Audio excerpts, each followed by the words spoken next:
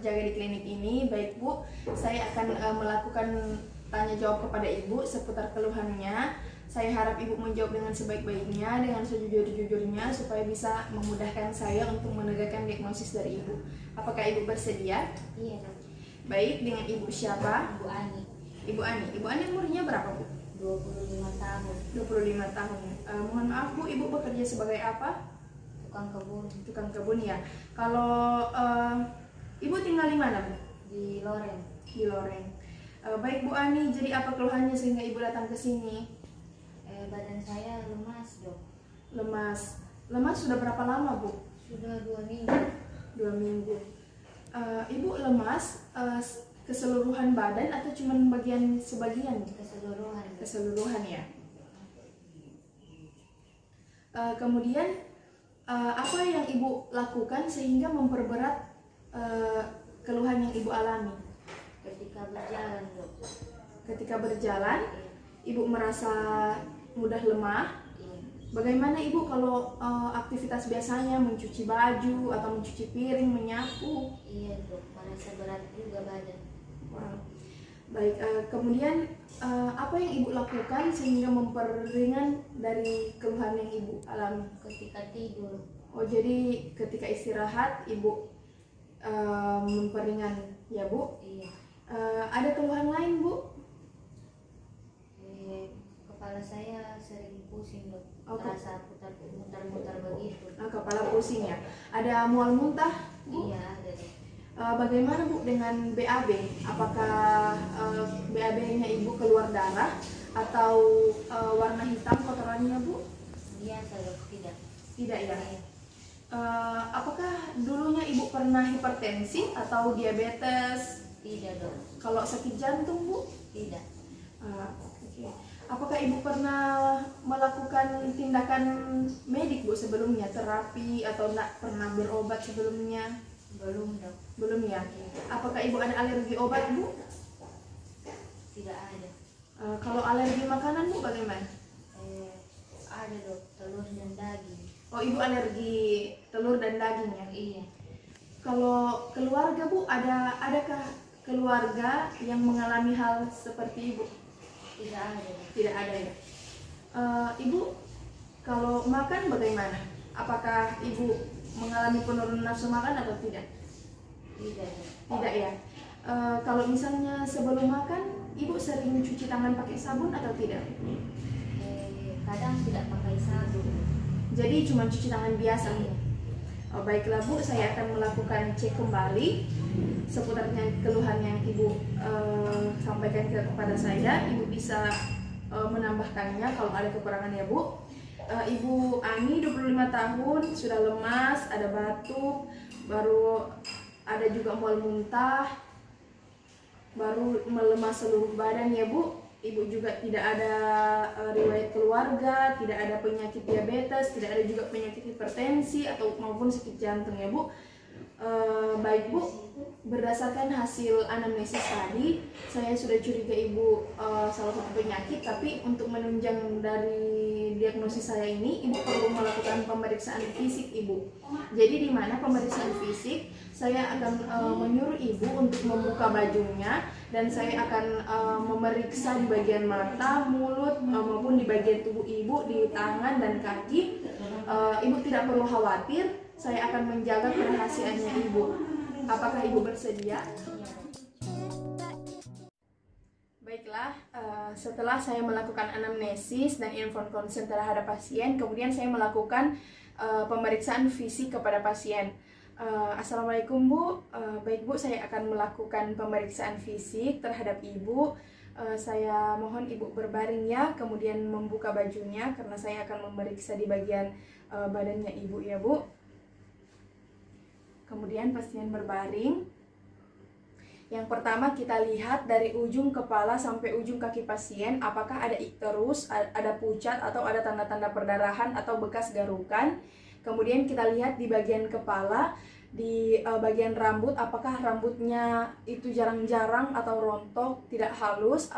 Kemudian kita perhatikan di daerah matanya dengan mengangkat daerah palpebra superior dari pasien. Mohon maaf ya Bu, bisa menghadap ke bawah. Kemudian kita center menggunakan pen light. Kemudian di daerah palpebra bagian inferior, mohon maaf Bu, bisa menghadap ke atas Bu. Ya, kemudian kita lihat juga di bagian mulut apakah ada pucat atau di bagian icterus. Saya akan melakukan pemeriksaan di bagian abdomen. Yang pertama saya akan melakukan auskultasi di bagian abdomen.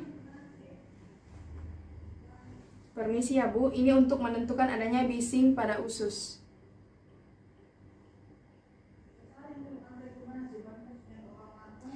Kemudian setelah itu saya akan melakukan palpasi. Permisi Bu, bisa dilipat kakinya, dilipat lututnya ya Bu, permisi. Dilipat lututnya, kemudian saya akan melakukan palpasi untuk menentukan adanya hepatomegali dan splenomegali. Misi Bu.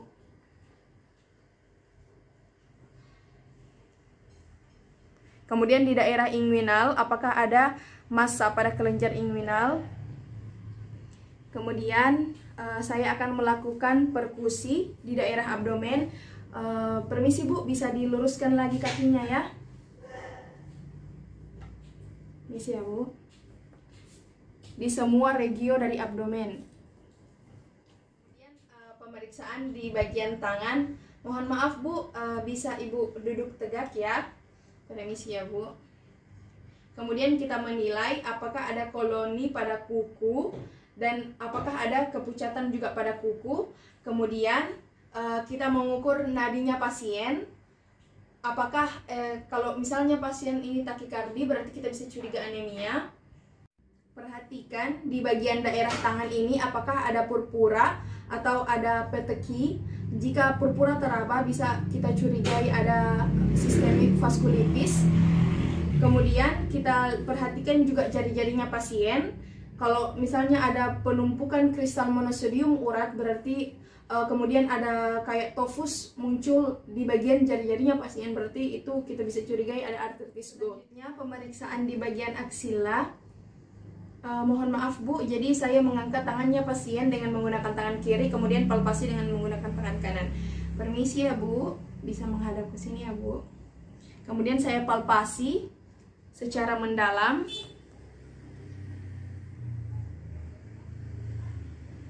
Begitu juga dengan tangan sebelahnya. Permisi ya Bu. Permisi ya Bu. Pasien pemeriksa berada di bagian belakangnya pasien, kemudian kita palpasi di bagian submental, yaitu di bawah dagu di sini, di bawah dagu, kemudian submandibula di bagian sudut rahang. Kemudian kita palpasi di bagian anterior musculus sternocleidomastoideus, yaitu rantai juguler, dan di belakang musculus sternocleidomastoideus, yaitu kelenjar triangular. Jadi kita mohon maaf ya Bu, bisa lehernya dimiringkan ya. Jadi di bagian sini ada musculus sternocleidomastoideus, jadi kita periksa di depannya sama di belakangnya, yaitu kelenjar triangular. Pemeriksaan di bagian telinga kita melakukan palpasi, yaitu di bagian post aurikuler, yaitu di belakang telinga. Kita bisa palpasi di situ, kemudian di bagian pre-aurikuler di depan telinga. Pemeriksa berpindah ke depan pasien. Mohon maaf Bu, bisa diangkat bahunya. Kemudian setelah pasien mengangkat bahunya, kita meraba di bagian supraclavicular, nodus clavicula, dan fossa dari supraclavicular.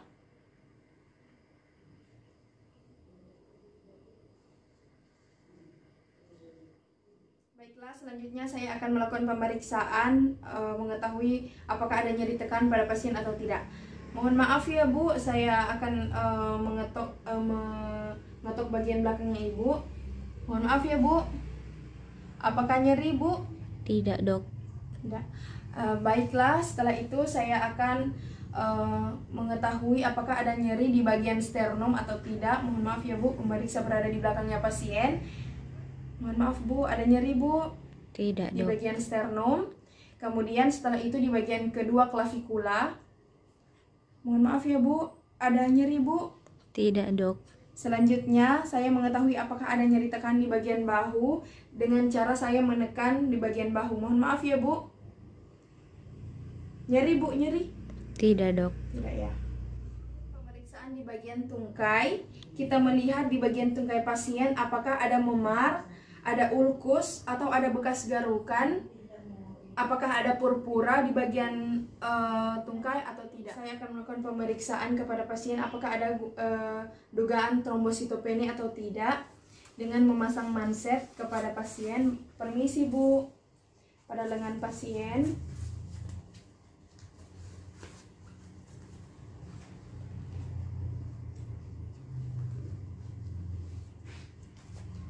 Kemudian kita pompa 1/2 tekanan darah diastolik dan sistolik.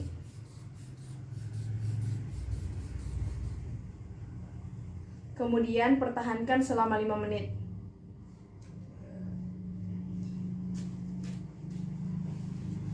Setelah itu pemeriksaan fisik hematologi telah selesai. Kemudian baik, Bu, silakan merapikan pakaiannya, Bu. Saya tunggu di ruang dokter ya, Bu.